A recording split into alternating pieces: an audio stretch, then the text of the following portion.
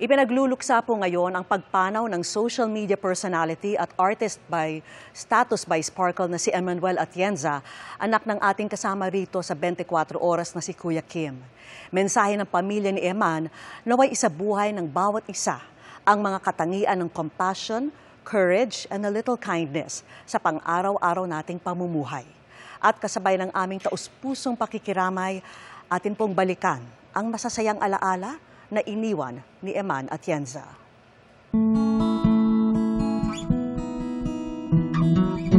Adventurous,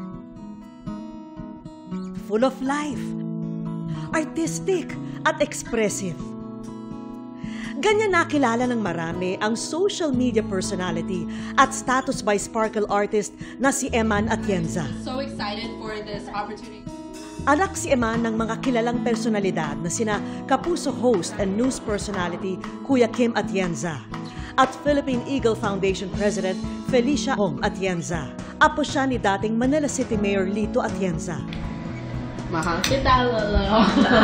Hi guys, I just moved to LA and I wanted to... Pero bumuo ng sariling pangalan si Eman bilang isang content creator. Tila ball of sunshine si Eman para sa kanyang libu-libong followers sa social media. Magandang gabi ulit mga kababayan. Nabinansagan ng netizens bilang konyo final boss dahil sa kanyang kwelang accent pag nagsasalita ng Filipino. Marunong naman ako mag-Tagalog na yon. Hindi kaya. Kaya naman ako mag-Tagalog, hindi. Marunong.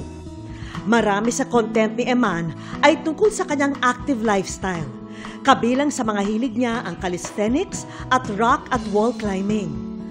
Talented din sa visual arts si Eman na nagtapos ng intensive design course sa New York.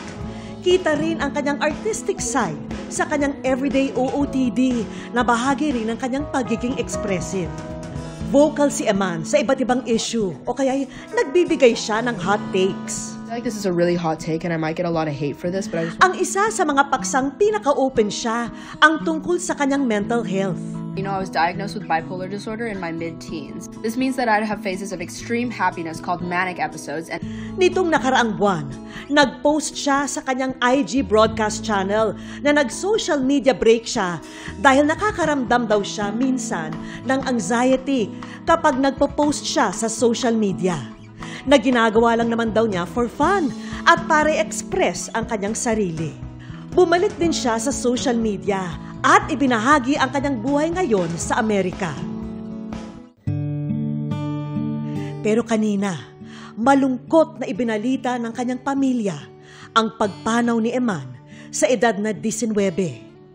Ayon sa kanyang pamilya, lubos na kasiyahan at pagmamahal ang dinala ni Eman sa kanilang buhay at sa lahat ng mga nakakakilala sa kanya. Lagi raw niyang ipinararamdam sa kahit na sino na may nakikinig sa kanila at hindi siya natakot na ibahagi ang kanyang mental health journey. Nakatulong daw ang kanyang pagiging totoo para maramdaman ng iba na hindi sila nag-iisa. Bumuhos ang pakikiramay at pagdadalamhati mula sa kanyang Sparkle GMA Artist Center family, kanyang mga kaibigan sa loob at labas ng showbiz industry. Inalala nila ang kabutihan at ang masasayang alaala na naiwan sa kanila ni Eman. at mahal kita mga kababayan. Hiling ng pamilya Atienza, alalahanin si Eman sa pamamagitan ng pagsasabuhay ng kanyang mga katangian tulad ng kanyang malasakit, katapangan at paggawa ng kabutihan sa araw-araw.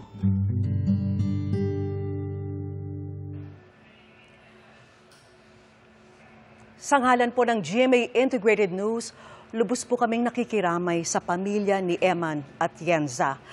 At sama-sama po nating ipagdasal ang pamilya Atienza.